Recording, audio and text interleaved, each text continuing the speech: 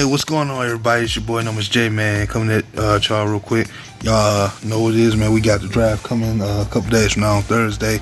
I just wanted to come and talk to y'all real quick. I know we have a lot of Isaiah Simmons fans. We got a lot of Chase Young fans. You even got a few Okudah fans out there, man.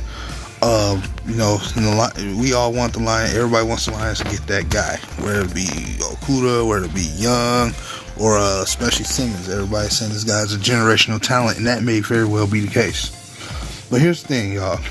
Why Nomas J has been always talking about the offensive line. I understand fans get discouraged because they feel like we don't get enough impact players out the draft, or we don't do this enough, we don't do that enough, we don't do this enough. What y'all have to understand is this. You don't give up on a position and say bump it because you figure it's not working fast enough, or it just never works because you draft linemen in the first round. That shouldn't stop a franchise from drafting an offensive lineman. And here's why. When you look at the Lions, the way they have coached their linemen, or any player for that matter, on their roster, they have not done the best job with it. Even like Radnow, who knows, Radnow could be even better with another team right now as we speak, just based off how they develop people. And you know what I mean, because the Lions still don't do a good enough job developing the talent on the offensive line. Anytime you see Lincoln Tomlinson in the Super Bowl over a guy like Frank Radnow, or Quentin Nelson, who better linemen probably considered to be, that should tell you something. And what I need y'all to understand is this. It's not written in stone that the Bengals are going to take Joe Burrow. And they could never know. They can surprise everybody in the NFL draft and take Simmons for themselves. Followed by Chase Young by, the Redskins. A quarterback may not get drafted till like almost mid-round of the first. You know what I'm saying? Tua may not get drafted till near the end. Joe Burrow may not get drafted to sometime maybe later part of the top 10 of the draft. You never know. It's not written in stone that he's going to come out top 5 just because they won a national championship and he's supposed to be the main quarterback you're hearing about. It's no guarantee Justin Herbert and all these guys are coming out the first. It's not a guarantee. Some people may look and say, well, you know what, I need to get Isaiah Simmons for myself, and the Lions have to be ready because teams are probably going to still try to trade for them. And Bob Quinn has already stated that he wants the guy that can be an immediate start. Now, if you go back and watch Lou G's stream earlier, shout out to him, he's all about cracking the Bob Quinn code, and, everything makes sense. The Lions are looking for that first pick to be a guy that can walk and immediately put on the place and start playing immediately. That's why that does kind of shut corner out. I'm not sure if it's enough evidence that supports Okudah will go first round, but there is enough evidence that says Isaiah Simmons will. However, there's also a lot of evidence to say a guy like Tristan Wirfs can as well. And this is why you don't stop drafting offensive line. This is why it's always important to draft offensive linemen in the first round when you had the opportunity. Because a guy like Tristan Wirfs, who is an athletic freak, I can't say what else about this guy's 320 pounds and an athletic freak, man, 6'5". So a lot of people pegged that he would come into the league going at left guard, which is ironic. Where's the Lions' weaknesses right now on the offensive line, and particularly the left guard? Now let me tell you something about. They said sometime after they got Vitae, when they signed Big V, Bob Quinn was asked what his opinion was, and he says how he feels about the signing is that they now have options that can low-key determine their pick, and that's what the reporter was basically making out, that they have options because how versatile Big V is. They know this guy can play both sides of tackle. Then they were asked about guard, and they quoted and said, "I think he can." Now, when you say something like that, it doesn't necessarily mean that we're going to get worse. But what they're saying is because the versatility that he has, it can acquire a team like the Lions to go any direction they want to in the draft for the offensive line between first and round. Because you can always get a steal like a guy like Cesar Ruiz out of Michigan.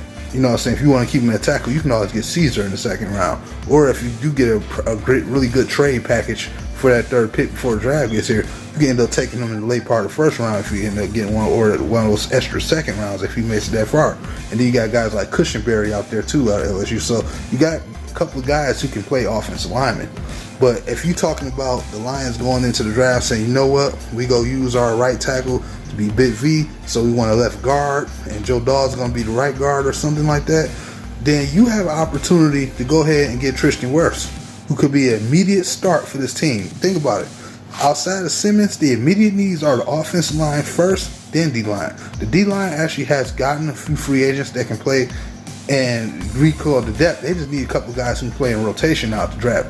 And to me, what we need on the D-line, yes, we need a playmaker, but we don't need a guy that's not an immediate fit or just be drafted out the first round for the sake of drafting him out the first round. We need a guy who we can get out the draft, even if it's the third round or fourth round, does not mean this guy can't be plugged in and play. And that's why I think the offensive linemen are slept on a lot. That's not a position that people focus on because it's not the sexy part of the team, but it's one of the most important positions of the team is the offensive line. And you have to ask yourself, people, if you're a team like the Detroit Lions that haven't had a run game and has drafted linemen and know that this team has did a bad job of developing them and getting them put in the place they are, and you had a lot of question mark signings like the guy we got from the 49ers, it's not know how healthy he'll stay. The Lions don't have time to mess around with the offensive line. This is why this is important. Based off with Tristan Wirfs also working out with TJ Hockenson, both of them being Iowa prospects, that it makes me kind of wonder because, what drew Bob Quinn into getting TJ Hockenson was how versatile this guy is as a tight end, everything he can do and everything he should be able to do once he keeps, transitioning his career in the NFL and getting better. He was practicing with those guys, man, and working out with them and giving him advice. I'm not going to get into specifics of it. I ain't got that much time. But the point is, I feel like with those evidences right there is the reason why we could get Tristan Wirfs. And I wouldn't be mad at it to get a guy like him who can come in and offer immediate impact, because you all forget those Iowa prospects, those tight ends, those offensive linemen especially, that's what they're known for, man. You get a lot of prospects that come out of there through the years, like Sharif, all those guys, man. These guys are really good offensive linemen.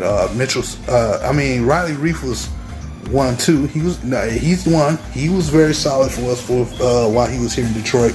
But yeah, as you see, he left us and he got a lot better subsequently. So that just more proof that the Iowa prospects are good linemen, man. And I wouldn't be mad for us taking one.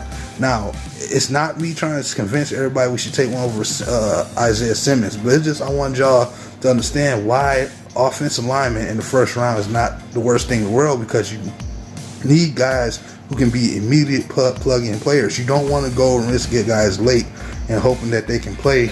Not especially if you were like the Lions and didn't want to overspend for a guy like Jack Conklin, because you have to remember that it was a reason why he was he couldn't resign. They didn't want to resign him, of course. So why would they allow such a good lineman as you would like to think to go and sign somewhere else? You have to remember that as well, man. So I just wanted to open your eyes to that. The offensive line position in the first round is much respect and needed. I can remember when Radnow was drafted, every man was upset. Now everybody's like, oh, he should have been this, he should have been a Pro Bowler, he should have been that, but you didn't want him when he was drafted. So next time y'all say, don't get an offensive lineman in the first round, always remember Frank Radnow, because y'all didn't want him, and now he's one of y'all favorite players on the offensive line. So keep that in mind. It's your boy Nomis J, and I'm out, man. Peace.